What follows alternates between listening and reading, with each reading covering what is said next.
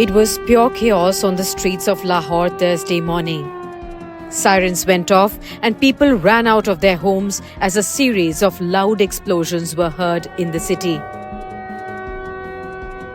The incident comes just a day after Operation Sindoor destroyed terror pads in Pakistan and the POK, and reports trickle in of a swarm drone attack on Lahore's air defense systems. Clearly, Pakistan's confidence is shaken. For the first time in several years, trading was suspended at the Karachi Stock Exchange after the KSE 30 index plunged more than 7% in trade today. Investors are feeling the pain as well.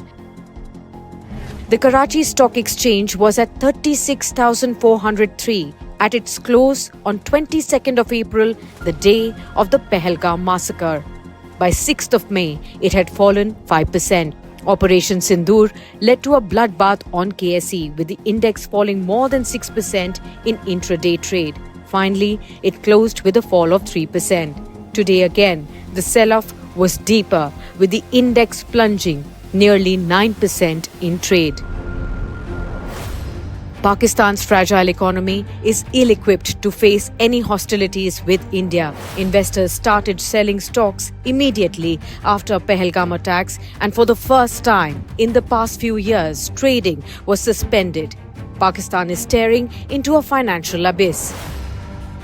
With foreign reserves of barely $15 billion and a balance of payments, crisis looming, all eyes are now on the 9th of May. Meeting of the IMF, where its executive board will decide whether to approve a crucial $1.3 billion tranche as part of a broader $7 billion bailout.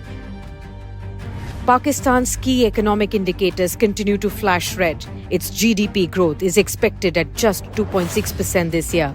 Its inflation is above 5%, hurting household budgets. Its public debt is more than 80% of the GDP, and the Pakistani rupee remains under severe pressure, and imports continue to outpace earnings.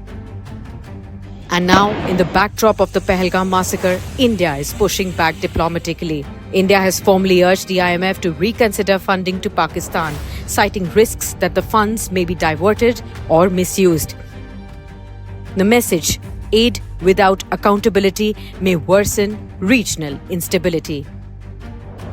At the heart of India's concern is Pakistan's disproportionate defense spending. In 2024-2025, nearly 17.5% of Pakistan's budget, over 2 lakh crore rupees, was allocated to defense, while only a fraction went to health and education. Pakistan also spends more on interest payments than on development, with nearly half of its revenue consumed by debt servicing. The IMF faces a dilemma. While it recognizes Pakistan's economic fragility and wants to avoid default, there's rising pressure to ensure transparency and fiscal discipline. The 9th of May vote will also consider whether Pakistan has met reform benchmarks tied to energy, pricing, taxation, and anti-corruption mechanisms. For Pakistan's 24 crore people, this isn't just about geopolitics. It is about survival.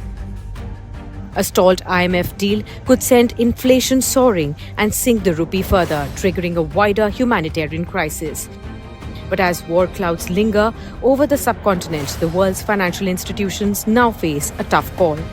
Can they support Pakistan's economy without funding instability?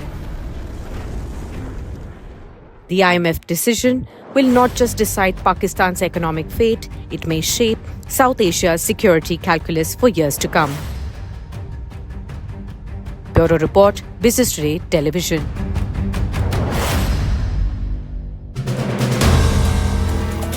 If you like the video, do like, comment, share and subscribe.